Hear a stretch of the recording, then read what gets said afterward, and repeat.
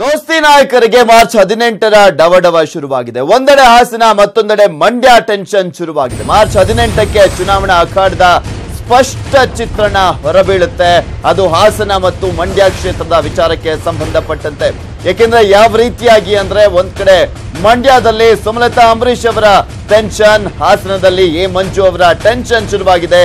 ದೋಸ್ತಿ ನಾಯಕರಿಗೆ ಕಾಂಗ್ರೆಸ್ ನಾಯಕರು ಮತ್ತೆ ಜೆಡಿಎಸ್ ನಾಯಕರು ಇಬ್ಬರಿಗೂ ಕೂಡ ಬಿಜೆಪಿ ಸೇರ್ಪಡೆ ಬಗ್ಗೆ ಮಾರ್ಚ್ 18ಕ್ಕೆ ಎ ಮಂಜು ಅವರು ನಿರ್ಧಾರ ಅಂತ ಹೇಳಿದ್ದಾರೆ. ಸ್ಪರ್ಧೆ ಬಗ್ಗೆ ಮಾರ್ಚ್ 18ಕ್ಕೆ ಘೋಷಣೆ ಮಾಡ್ತೀನಿ ಅಂತ ಹೇಳಿದ್ದಾರೆ ಸುಮಲತಾ ಅಂಬರೀಶ್ ಅವರು. ಸೊ ಹೀಗಾಗಿ ಮಾರ್ಚ್ 18ರ ಮುಹೂರ್ತದ ಬಗ್ಗೆ ದೋಸ್ತಿ ನಾಯಕರಿಗೆ ತಲೆಬಿಸಿ ಶುರುವಾಗಿದೆ. ಏಕೆಂದ್ರೆ ಎ ಮಂಜು ಅವರು ಸ್ಪರ್ಧೆ ಮಾಡಿದ್ರೆ, ಹಾಗೆ ಸುಮಲತಾ ಅಂಬರೀಶ್ ಅವರು ಸ್ಪರ್ಧೆ ಮಾಡಿದ್ರೆ ದೇವೇಗೌಡರ ಮೊಮ್ಮಕ್ಕಳ ಭವಿಷ್ಯದ ಮೇಲೆ ಕರಿನೆರಳು ಬೀಳುವಂತ ಸಾಧ್ಯತೆನೂ ಕೂಡ ದಟ್ಟವಾಗಿರುವಂತ ಹಿನ್ನೆಲೆಯಲ್ಲೇ ಈ ಒಂದು ಟೆನ್ಷನ್ ಹೆಚ್ಚಾಗಿ ಕಾಂಗ್ರೆಸ್ಗಿಂತ ಜೆಡಿಎಸ್ಗೆ ಕಾಡ್ತಾ ಇದೆ.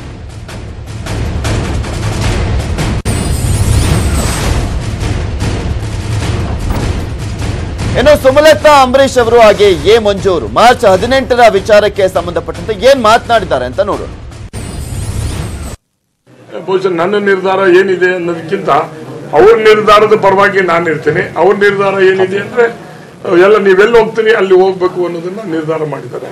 ಸೊ ಅವರ ಜನರ ಕಾರ್ಯಕರ್ತರ ಭಾವನೆಯಂತೆ ನಾನು ಇರ್ತೀನಿ. ಅವರು ಈಗಾಗಲೇ ನನಗೆ ನಿಮ್ಮ ಏನ್ ನಿರ್ಧಾರ ಮಾಡ್ಕೋತೀರಿ ಅದ್ರ ಪರ ಇರ್ತೀವಿ ಅಂತ ಹೇಳಿದ್ದಾರೆ. ಇನ್ನು ಎರಡು ನಾಳೆ ಸಾಯಂಕಾಲದವರೆಗೂ ಮಧ್ಯಾಹ್ನದವರೆಗೂ ಟೈಮ್ ಇದೆ. ನಾಳೆ ಮಧ್ಯಾಹ್ನ ಇನ್ನೆರಡು ತಾಲೂಕುಗಳನ್ನು ಮುಗಿಸಿ ನಾಳೆ ಮಧ್ಯಾಹ್ನ ಮೇಲೆ ಸೋಮವಾರ ನಿಮ್ಮನ್ನೆಲ್ಲ ಕರೆದು ಘೋಷಣೆ ಮಾಡ್ತಿತ್ತು. 3 ದಿನ ಟೈಮ್ ಇದೆ. ಅದಾದ್ಮೇಲೆ ಕೇವಲ 6 ದಿನ ಮಾತ್ರ ನಾಮಿನೇಷನ್ಗೆ ಅವಕಾಶ ಇತ್ತು. ಸೊ ನೀವು ಯಾವ ರೀತಿ ಸಿದ್ಧತೆ ಮಾಡ್ತೀವಿ? ಸ್ಪೆಸಿಫಿಕ್ ಡೇಟ್ ಎಲ್ಲ ಪ್ಲಾನ್ಸನ್ನು 18ಗೆ ನಾನು ಅನೌನ್ಸ್ ಮಾಡ್ತಾರೆ.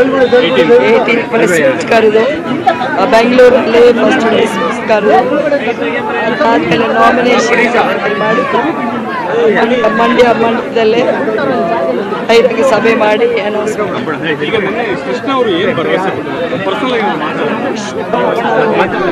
ಪಕ್ಷ ಪಾಲಿಟಿಕ್ಸ್ ಅಲ್ಲ, ಜನರಲ್ ಇರೋ ಒಂದು ಪರಿಸ್ಥಿತಿನ ಅವ್ರಿಗೆ ಎಕ್ಸ್ಪ್ಲೈನ್ ಮಾಡಿದ್ದೆ. ಒಳ್ಳೆ ನಿರ್ಧಾರ, ನನ್ನ ಆಶೀರ್ವಾದ ಇದೆ. ಮಂಡ್ಯದಲ್ಲಿ ಜೆಡಿಎಸ್ಗೆ ಕಾಡ್ತಿದೆಯಾ ಆತಂಕ? ಪದೇ ಪದೇ ಕಾಂಗ್ರೆಸ್ಗೆ ಜೆಡಿಎಸ್ ವಾರ್ನಿಂಗ್ ಅನ್ನು ನೀಡ್ತಾನೆ ಇದೆ. ಮಂಡ್ಯದಲ್ಲಿ ನಿಮ್ಮ ವರ್ತನೆಗೆ ಮೈಸೂರಿನಲ್ಲಿ ಪರಿಣಾಮ ಬೀರಲಿದೆ ಅನ್ನುವ ಎಚ್ಚರಿಕೆಯನ್ನ ಕೂಡ ನೀಡಲಾಗಿದೆ. ಮಂಡ್ಯದಲ್ಲಿ ಜೆಡಿಎಸ್ಗೆ ಎಲ್ಲೋ ಒಂದ್ ಕಡೆ ಸೋಲುವ ಆತಂಕ ಎದುರಾಗಿರುವಂತಹ ಹಿನ್ನೆಲೆಯಲ್ಲಿ ಪದೇ ಪದೇ ಕಾಂಗ್ರೆಸ್ಗೆ ಜೆಡಿಎಸ್ ನಾಯಕರು ವಾರ್ನಿಂಗ್ ಅನ್ನ ನೀಡ್ತಾ ಇದ್ದಾರೆ. ಮಂಡ್ಯದಲ್ಲಿ ನಿಮ್ಮ ವರ್ತನೆಗೆ ಮೈಸೂರಿನಲ್ಲಿ ಪರಿಣಾಮವನ್ನ ಎದುರಿಸಬೇಕಾಗುತ್ತೆ.